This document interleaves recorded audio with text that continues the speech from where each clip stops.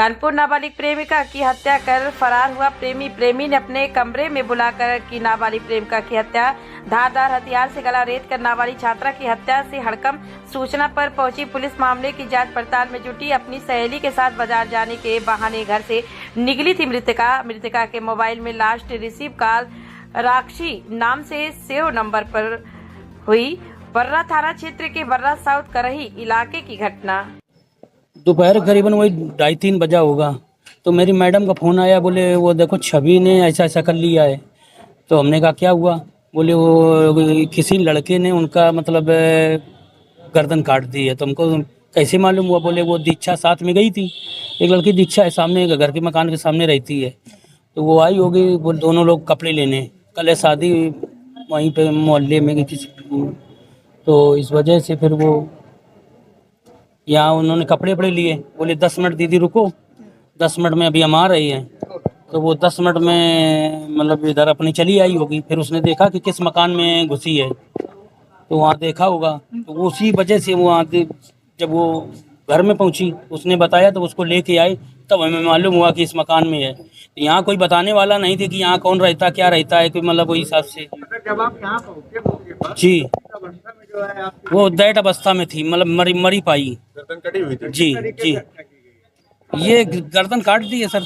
क्या लगता है किसने ये घटना उसी लड़के ने काटा है, कोई रॉक्सी नाम का लड़का ट्रू कॉलर में, क्योंकि उस लड़की नंबर से मैंने देखा तो उसमें रॉक्सी करके लिख के आ रहा है।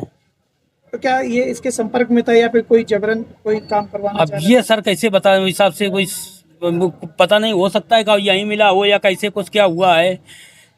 ये तो किसका यहाँ पर ये नहीं मालूम है। कितने साल की आपकी बेटी है? 17 साल की। क्या इंटरव्यू पेपर यहाँ कैसे आई लड़की? ये वहाँ बाजार मार्केट तो आई है, लेकिन यहाँ कैसे आई ये नहीं मालूम है।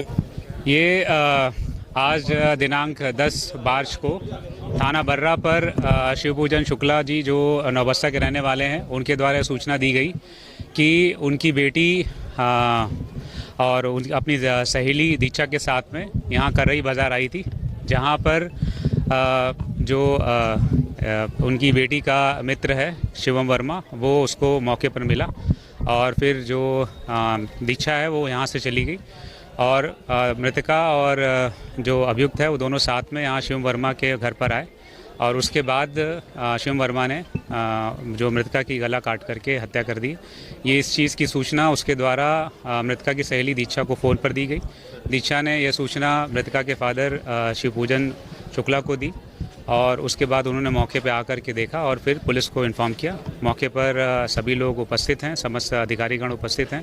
फॉरेंसिक टीम आकर के अपनी जांच कर रही है। पोस्टमार्टम के लिए बॉडी को भेजा जा रहा है। अभियोग पंजीकृत करके अभियुक्त के खिलाफ तत्काल गिरफ्तारी करके कार्रवाई की जाएगी। क्या कोई ऑब्जेक्ट मिला जिससे गला रेता गया? अभी फील्ड यूनिट मौके पर अपना कार्य करेगी और उसके बाद जैसी जानकारी होगी आप लोग को साझा की जाएगी।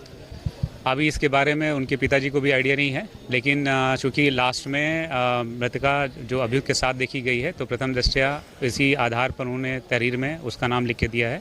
गिरफ्तारी के बाद आगे की चीज़ें कंफर्म होंगी। आरोपी के बारे में कुछ जानकारी हो, कहाँ रहता था, क्या करता था यहाँ पर रहकर? करई बाज़ार में रहता था, इतनी जानकारी हुई है। मूलतः फतेहपुर का रहने वाला है।